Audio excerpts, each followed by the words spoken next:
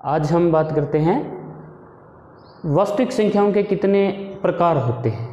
वास्तविक संख्याओं से मतलब वास्तविक क्यों लिखा मैंने संख्याओं के पीछे, क्योंकि वास्तविक से अलग भी कुछ संख्याएं होती हैं जिन्हें हम काल्पनिक संख्याएं कहते हैं, लेकिन उनका 10वीं तक कोई औचित्य नहीं है। हम उन्हें पढ़ते ही नहीं हैं, ना तुमने कभी सुनी है ना कभी लिखी हैं। हम उन्हें कहते हैं कि वो एग्जिस्ट ही नहीं करती, वो +1 की बात है। तो इसलिए ये वीडियो मेरा 9th 10th के बच्चों तक ही सीमित है, इसलिए मैं सिर्फ बात करता हूँ वास्तविक संख्याओं की, यानी कि सभी संख्याएं वास्तविक हैं। तुम इस कन्फ्यूजन को ही हटा दो। अगर मैं इसको डिलीट कर दूं तो हम ये कह सकते हैं कि सभी संख्याएं वास्तविक ना भी हो तो सभी संख्याओं को हम दो तरीके से बांट सकते हैं, एक तो परिमेय और एक अपरिमेय।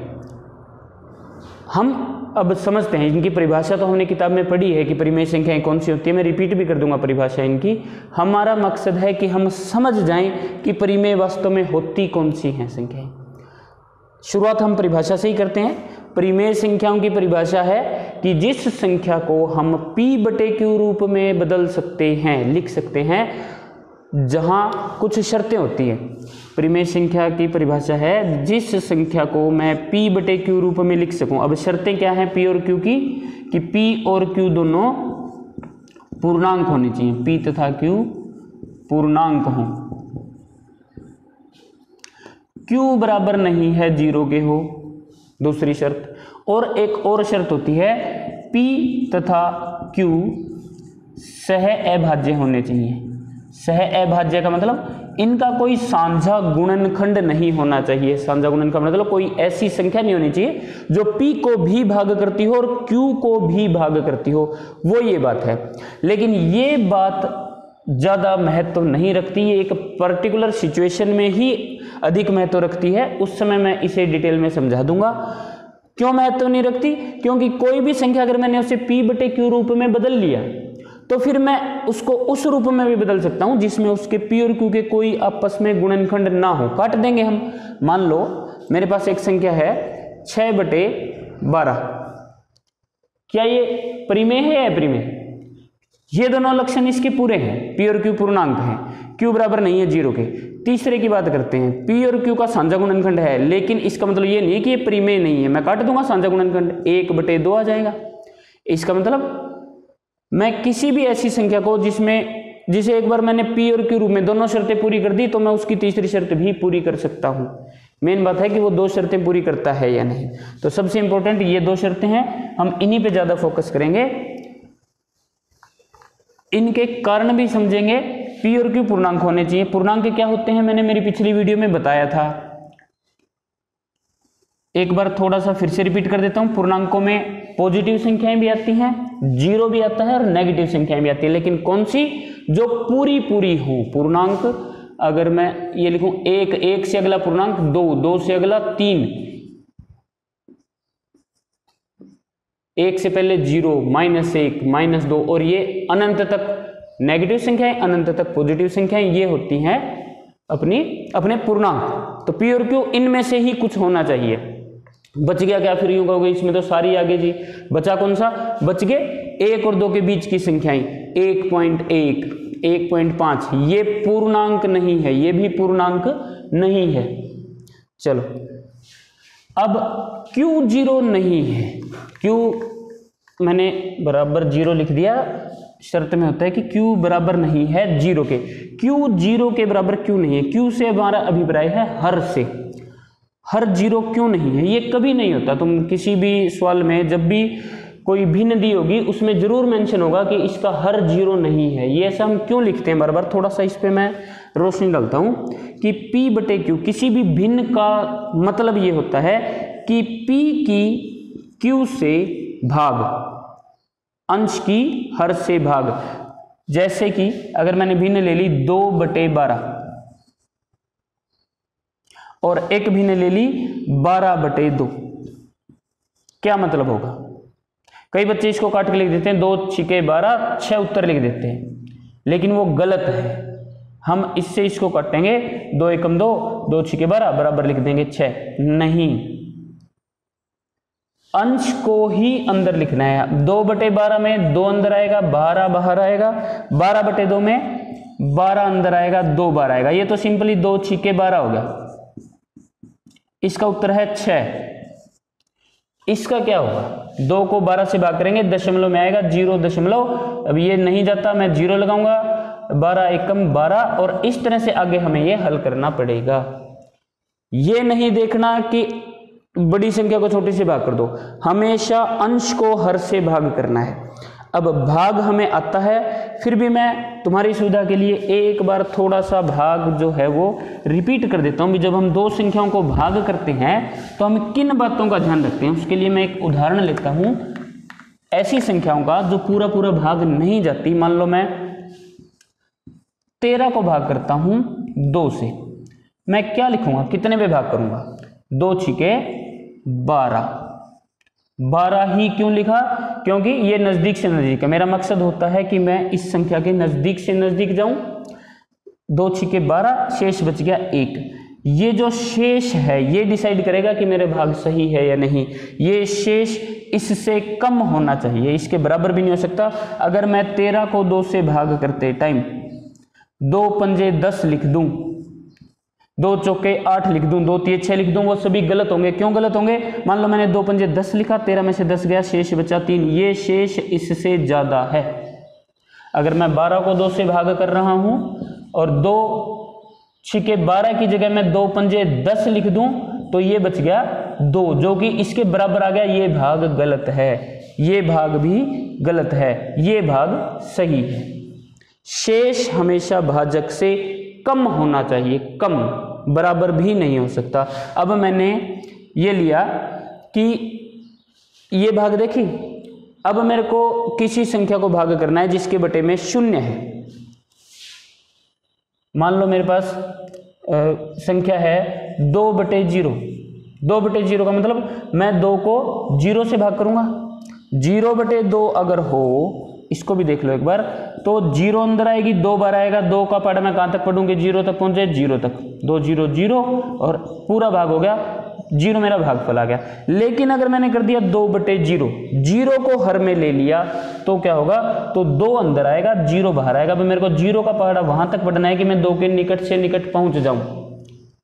सोच सकते हो कहां तक पढ़े, 1 2 3 4 5 10 हजार सैकड़ा लाख करोड़।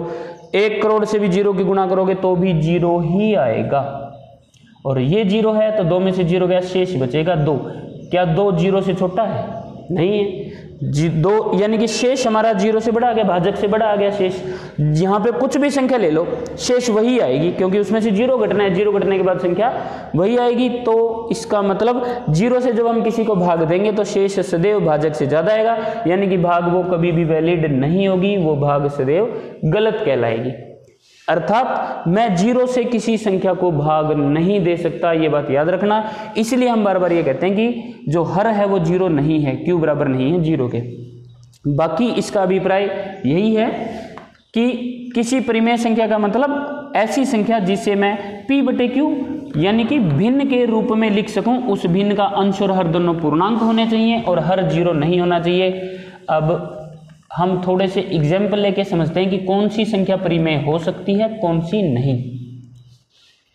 जैसे कि मैं शुरुआत करता हूं।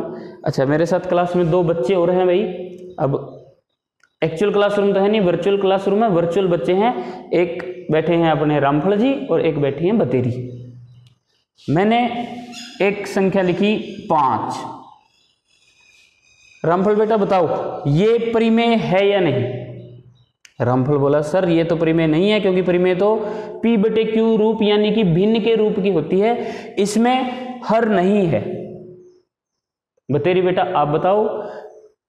सर इसके बटे में अगर मैं 1 लिख दूं तो इसके मान पे कोई फर्क नहीं पड़ेगा।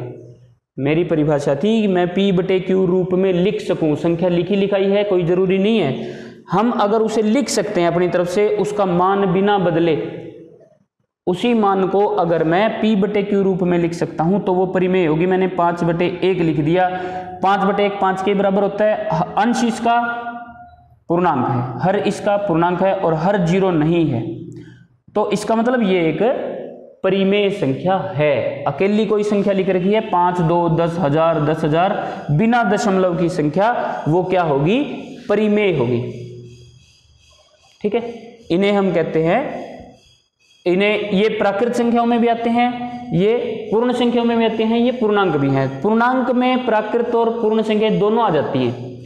सभी प्राकृत संख्याएं पूर्णांक होती हैं, सभी पूर्ण संख्याएं भी पूर्णांक होती हैं, इसलिए मैं पूर्णांक कह दूंगा। कोई भी पूर्णांक अगर है तो वो एक परिमेय संख्या है, समझ गए। वो चाहे ऋणात्मक हो, माइनस के 1027 ले लिया मैंने, ये भी एक पूर्णांक तो है ही, परिमेय संख्या है, क्योंकि मैं इसके बटे में 1 लिख दूंगा, इसके मान पे कोई फर्क नहीं पड़ा और p बटे q रूप बन गया।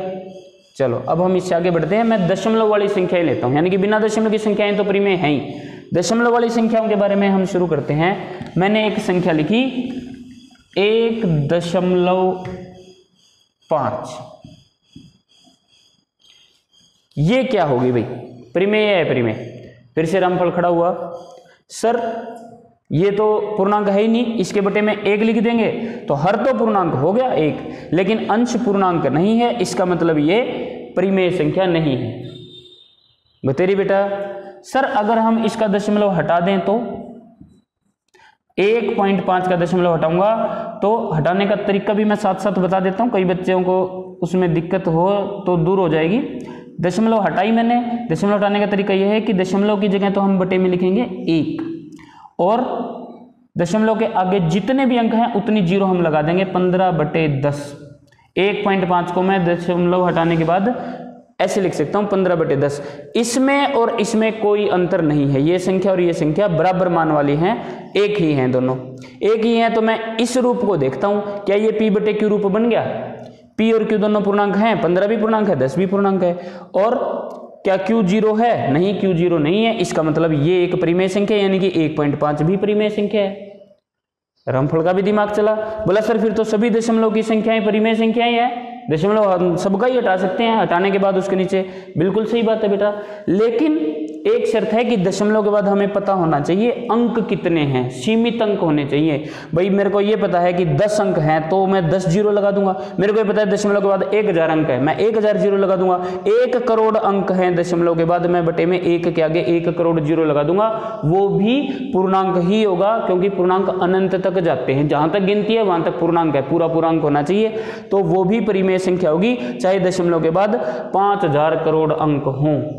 हमने बस उतनी जीरो लगानी है और दोनों p और q पूर्णांक बन जाएंगे। q जीरो नहीं होगा क्योंकि शुरू में 1 होगा, उसके जीरो से पहले दशमलव का 1 लिखेंगे, बाद में जितने अंक हैं उतनी जीरो लगाएंगे, तो हर बार ये स्थिति बनेगी। अगर दशमलव प्रसार शांत है, उसे हम कहते हैं शांत। किसे कहते हैं? जो दशमलव के बाद कहीं पे खत्म हो जाए, यानी कि जो अनगिनत अंक नहीं होने चाहिए दशमलव के बाद, गिनती के अंक होने चाहिए, सीमित अंक होने चाहिए, उसे हम कहते हैं दशमलव का शांत प्रसार।